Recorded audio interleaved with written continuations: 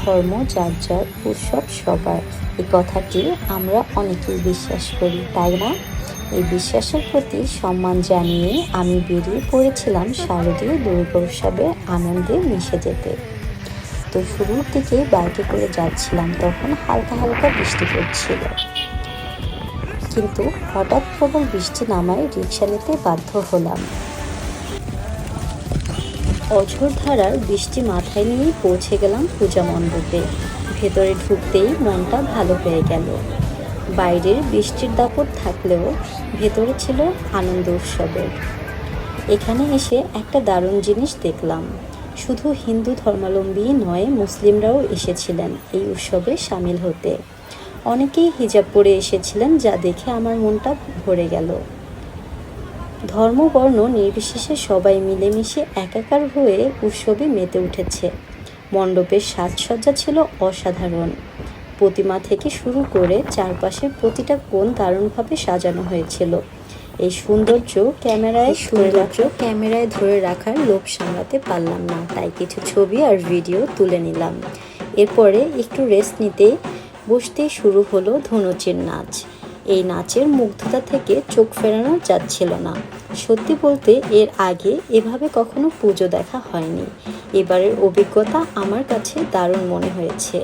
মণ্ডপের পাশে নানা ধরনের স্টল বসেছিল, যার মধ্যে ফুচকা, পানিপুরি আর বিভিন্ন খাবারের দোকান ছিল।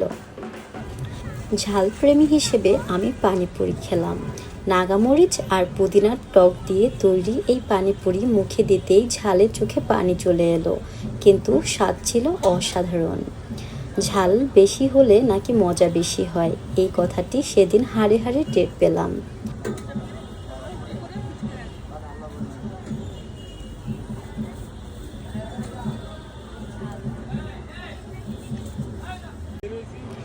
পরবর্তীতে ঝাল কমানোর জন্য পাশের একটি স্টল থেকে আমি একটি আইস ললি নিলাম। এটি ছিল ম্যাঙ্গো ফ্লেভারের। এত বেশি ঝাল লাগছিল, পুরো মুখই মনে হচ্ছিল জ্বলে যাচ্ছে। পরে একটু আইসক্রিম খেয়ে ঠান্ডা হলাম, বাট সরি, এটা ছিল আইস ললি। সো বাইরে বের হতে দেখি বাতাসা মিষ্টি নিয়ে মামারা বসেছেন, সো ওটাও কিনে নিলাম।